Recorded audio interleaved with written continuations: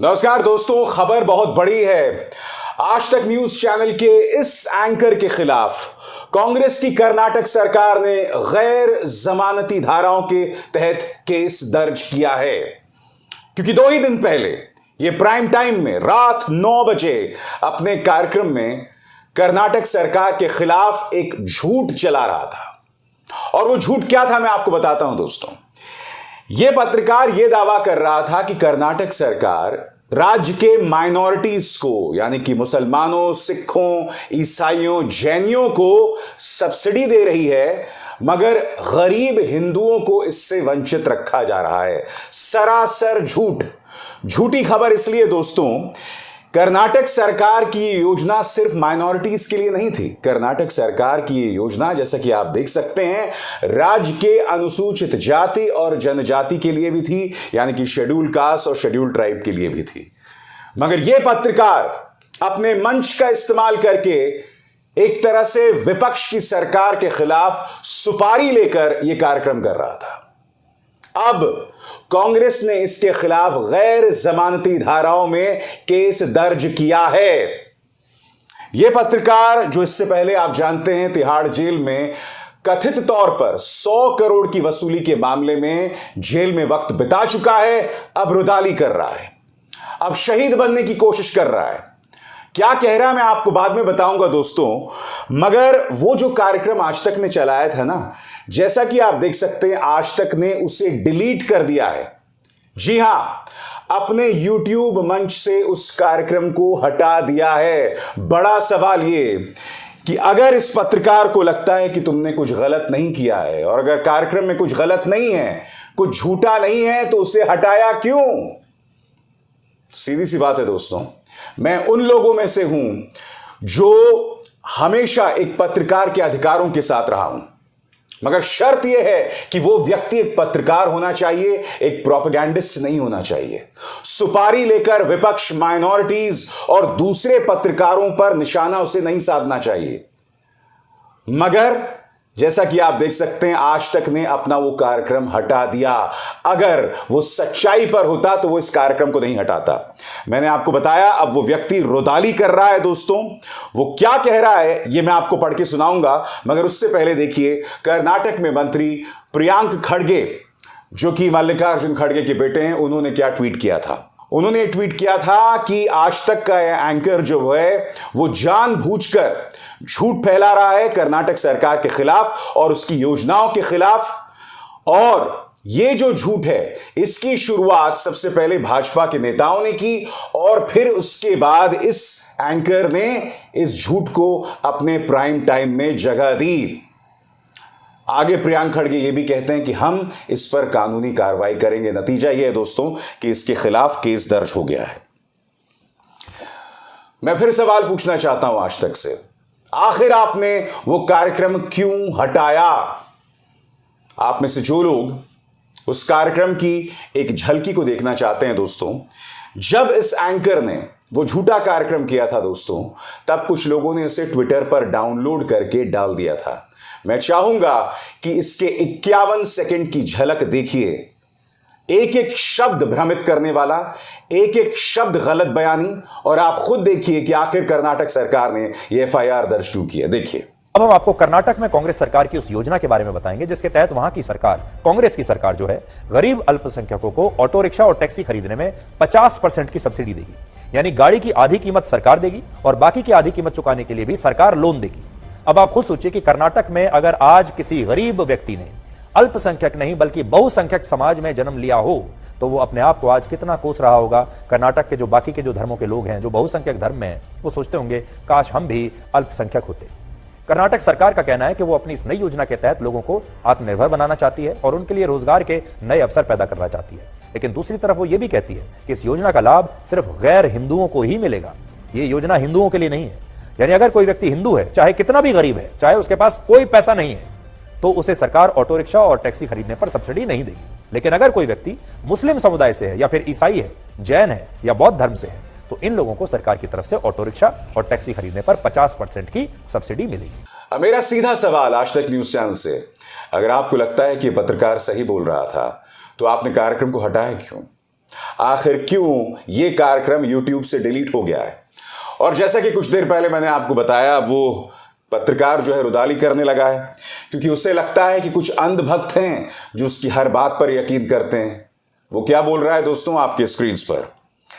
कर्नाटक में कांग्रेस सरकार द्वारा मेरे खिलाफ FIR की जानकारी मिली।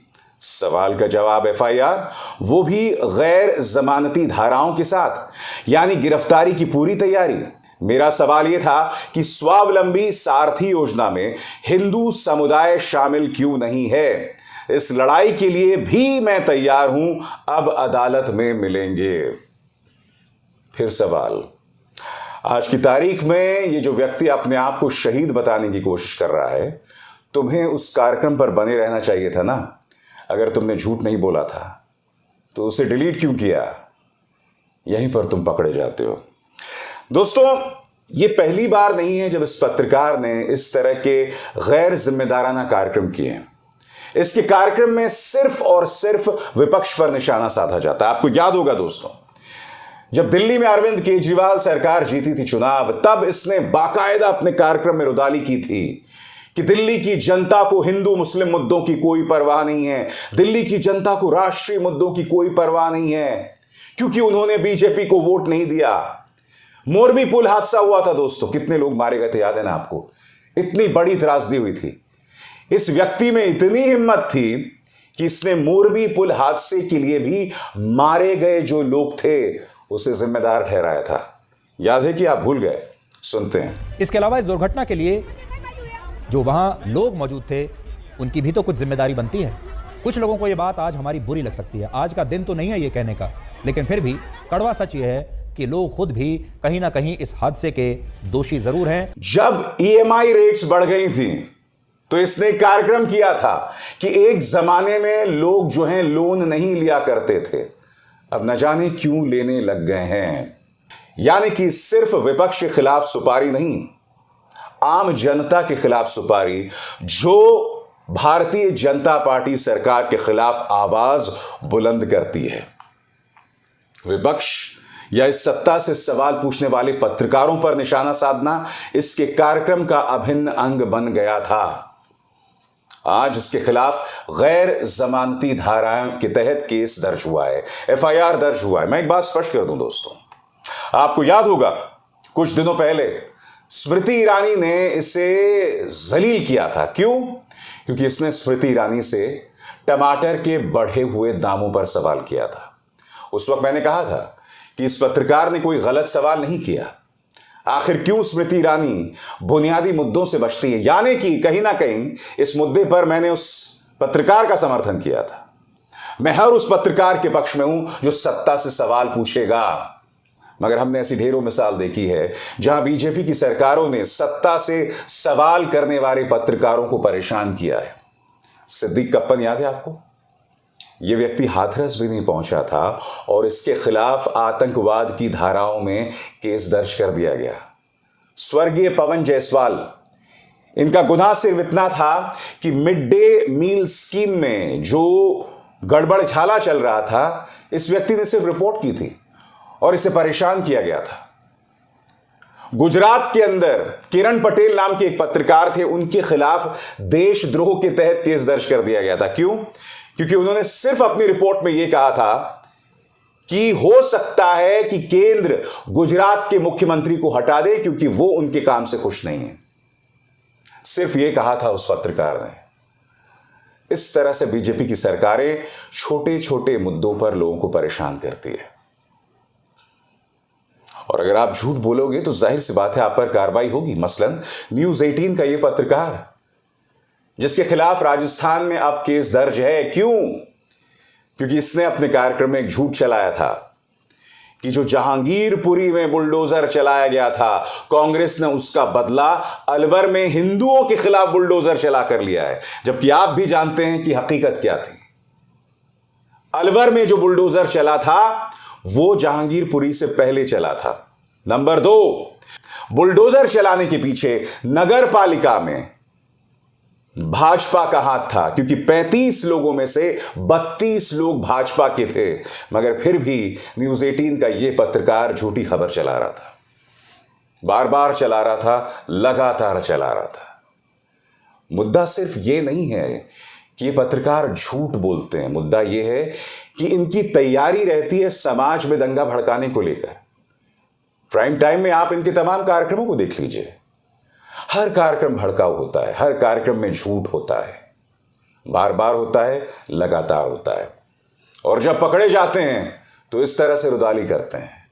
आप जानते हैं विडंबना क्या है यहां पर, कि इसके जैसे पत्रकार अपने प्राइम टाइम में मेरे जैसे पत्रकारों पर निशाना साधते हैं, मजाक उड़ाते हैं, एक भीड़ खड़ी करते हैं, अनर्गल आरोप लगाते हैं, और आज इनके खिलाफ एक वाजिब मामले में केस दर्ज हुआ है। इस बात को याद रखना चाहिए कि हर बार जब आप अपने मंच से इस तरह से लोगों पर निशाना साधेंगे तो गीता का सिद्धांत है कर्म का, जैसे कर्म करेगा वैसे फल देगा भगवान, यह गीता का ज्ञान। इस विवादास्पद एंकर का एक लंबा इतिहास है विवादों से जुड़ा हुआ। याद कीजिए, तिहाड़ जेल की यात्रा आप जानते हैं। यही नहीं, एक और चैनल था जब इसने एक झूठी खबर चलाई थी एक टीचर उमा खुराना के खिलाफ कि वो वैश्याओं की सरगना है। नतीजा ये हुआ था दोस्तों कि भीड़ उमा खुराना के घर पहुंच गई थी और उसकी जान ले ली थी, लगभग जान ले ली थी। वो किसी तरह से बच गई थी, खबर झूठी निकली थी, और फिर उस चैनल को 1 महीने के लिए बंद कर दिया गया था। ये हैं वो पत्रकार जो पत्रकारिता को बार बार लगातार शर्मसार करते हैं। मगर मेरा इंडिया टुडे ग्रुप से सवाल, आप क्यों खुद को शर्मसार कर रहे हैं? आपकी क्या मजबूरी है इस तरह से? अभिसार शर्मा को दीजिए इजाजत। नमस्कार।